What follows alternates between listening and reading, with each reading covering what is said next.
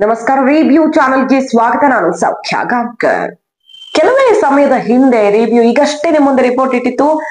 ಬಹಳ ದೊಡ್ಡ ವಿಧ್ವಂಸವನ್ನ ಮೋದಿ ಟೀಮ್ ತಡೆದಿದೆ ದೇಶದಲ್ಲಿ ಅಂತ ಅದ್ರಲ್ಲಿ ಡೌಟೇ ಇಲ್ಲ. ಯಾಕಂದ್ರೆ ನೂರಾರು ಕಡೆ ಬ್ಲಾಸ್ಟ್ ಆಗೋದಿತ್ತು ಏಕಕಾಲಕ್ಕೆ.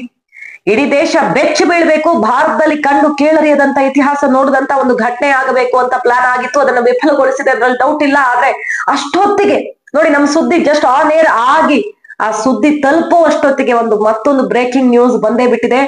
ಡೆಲ್ಲಿ ರೆಡ್ ಫೋರ್ಟ್ ಬಳಿ ಹತ್ರನೇ ಕಾರ್ ಬಾಂಬ್ ಬ್ಲಾಸ್ಟ್ ಆಗಿ 9 ಜನ ತೀರ್ಕೊಂಡಿದ್ದಾರೆ. ನಮ್ಗಿನ್ನು ಪಹಲ್ಗಾಮ್ ದಾಳಿಯ ನೋವನ್ನ ಸಹಿಸ್ಕೊಳ್ಳೋಕ್ ಆಗ್ತಿಲ್ಲ.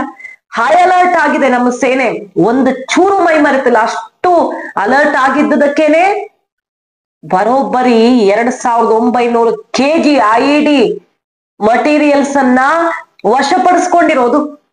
350 kg ಬಹಳ ಡೇಂಜರಸ್ ಕೆಮಿಕಲ್ಸ್, ಎಕ್ಸ್ಪ್ಲೋಸಿವ್ಸ್ ಅನ್ನ ವಶಪಡಿಸ್ಕೊಂಡಿರೋದು. 8 ಜನ, ಬಹುತೇಕ 2-3 ಜನ ಡಾಕ್ಟರ್ಸ್, ಜಮ್ಮು ಕಾಶ್ಮೀರದ ಡಾಕ್ಟರ್ಸ್ ಪಕ್ಕದ ಡೆಲ್ಲಿ ಹತ್ತಿರದ ಒಂದು ಪ್ರದೇಶದಲ್ಲಿಯೇ ಈ ಸ್ಫೋಟಕಗಳನ್ನೆಲ್ಲ ಸಂಗ್ರಹ ಮಾಡಿದ್ದು ಎಲ್ಲ ವಶಪಡಿಸ್ಕೊಂಡಿದೆ. ಅಷ್ಟು ದೊಡ್ಡ ಕೆಲಸವನ್ನ ನಮ್ಮ ಇಂಟೆಲಿಜೆನ್ಸ್, ATS, BSF, ಪೊಲೀಸರು ಎಲ್ಲ ಸೇರ್ಕೊಂಡು ಮಾಡಿದ್ದಾರೆ. ವಿವಿಧ ರಾಜ್ಯಗಳಲ್ಲಿ, ಪಶ್ಚಿಮ ಬಂಗಾಳದಲ್ಲಿ 150 ಬಾಂಬ್ ಏಕಕಾಲಕ್ಕೆ ಇಡೀ ದೇಶದಲ್ಲಿ ಊಹಿಸ್ಕೊಳ್ಳೋಕ್ ಸಾಧ್ಯ ಇಲ್ಲ ಅಂತ ಬ್ಲಾಸ್ಟ್ ಪ್ಲಾನ್ ಆಗಿತ್ತು. ಜಸ್ಟ್ ಬಿಕಾಸ್ ಕಂಪ್ಲೀಟ್ ರಿಪೋರ್ಟ್ ಇಟ್ಟಿದೀವಿ. ಮೋದಿ ಆಡಳಿತದ ವಿರುದ್ಧ ಇಡೀ ದೇಶ ತಿರುಗಿ ಹೇಳ್ಬೇಕು. ಈಗ ಡೆಲ್ಲಿಲಿ ಆಗಿರೋ ಬ್ಲಾಸ್ಟ್ ಏನು ಸಣ್ಣ ಪ್ರಮಾಣದಲ್ಲ. ಕಾರ್ ಒಳಗಡೆ ಬ್ಲಾಸ್ಟ್ ಆಗಿದೆ ನೋಡಿ. ಚಾಂದಿನಿ ಚೌಕ್ ಮಾರ್ಕೆಟ್, ಕೆಂಪುಕೋಟೆ ಸುತ್ತ ಈಗ ರೋಡ್ಗಳು ಬಂದಾಗಿದೆ. ದೆಹಲಿಯಲ್ಲಿ ಫುಲ್ ಅಲರ್ಟ್. ಇಡೀ ದೇಶದ ಪ್ರಮುಖ ಸಿಟಿಗಳಲ್ಲಿ ಸೇನೆ ಜಮಾಯಿಸೋ ರೀತಿ ಆಗ್ತಿದೆ ಪರಿಸ್ಥಿತಿ. ಏನ್ ಕೈ ಮೇಲೆ ಹೋಗುತ್ತೋ ಅನ್ನುವಷ್ಟು ಭಯಭೀತ ವಾತಾವರಣ ದೇಶದಲ್ಲಿ. ಸಂಸತ್ ಭವನ, ಇಂಡಿಯಾ ಗೇಟು, ಅದರ ಸುತ್ತ ಹೈ ಅಲರ್ಟ್. ನವದೆಹಲಿಯಾದ್ಯಂತ ಸಿಕ್ಕಾಪಟ್ಟೆ ಭದ್ರತೆ. ಈಗ ಮಾರುತಿ ಎಕೋ ವ್ಯಾನ್ ಸ್ಫೋಟವಾಗಿದೆ.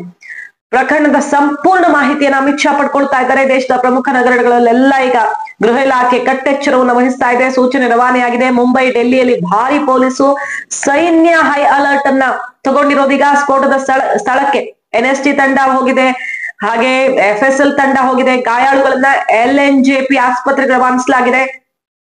ಹಾಗೆ ಸ್ಫೋಟದ ತೀವ್ರತೆಗೆ ದೆಹಲಿ ಜನ ಹೆಂಗ್ ಬೆಚ್ಚಿ ಬಿದ್ದಿದ್ದಾರೆ ಅಂದ್ರೆ, ಮೆಟ್ರೋದಲ್ಲಿ ಜನ ಜಂಗುಳಿ ತಪ್ಪಿಸ್ಕೊಂಡು ಮನೆಗೆ ಹೋದ್ರೆ ಸಾಕು, ಎಲ್ಲಿ ಏನಾಗ್ಬಿಡುತ್ತೋ, ಮೆಟ್ರೋದಲ್ಲಿ ಬ್ಲಾಸ್ಟ್ ಆಗುತ್ತೋ, ಇನ್ನೊಂದ್ ಕಡೆ ಬ್ಲಾಸ್ಟ್ ಆಗುತ್ತೋ, ಅಷ್ಟು ಭಯಭೀತವಾದ ವಾತಾವರಣ ನೋಡಿ. ಈ ಕಾಲ್ ತುಳಿತ ಗೆಲ್ ತುಳಿತ ಆಗೋದು ಇಂಥ ಟೈಮಲ್ಲಿ.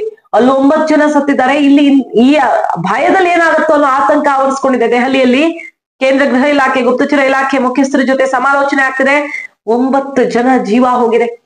ಪಹಲ್ಗಾಮ್ ದಾಳಿಯಲ್ಲಿ ಬಹಳ ನೊಂದು ಹೋಗಿತ್ತು ಭಾರತ. ಅದ್ರ ತಕ್ಕ ಪ್ರತ್ಯುತ್ತರ ಕೊಡ್ತು. ಈಗ ದೊಡ್ಡ ದೊಡ್ಡ ದೇಶಗಳು ಪಾಕಿಸ್ತಾನದ ಬೆನ್ನಿಗೆ ನಿಂತಿವೆ. ಈ ಜಮ್ಮು ಕಾಶ್ಮೀರದ ಡಾಕ್ಟರ್ ಒಬ್ಬ ಭಯಂಕರ ವಿಧ್ವಂಸ ಸೃಷ್ಟಿಸೋದ್ರ ಹಿಂದಿನ ಮಾಸ್ಟರ್ ಪ್ಲಾನ್ ಅನ್ನೋದು ಗೊತ್ತಾಯ್ತಲ್ವಾ. ಆತನದ್ದೇ ಮಾಸ್ಟರ್ ಮೈಂಡ್ ಅಂತ.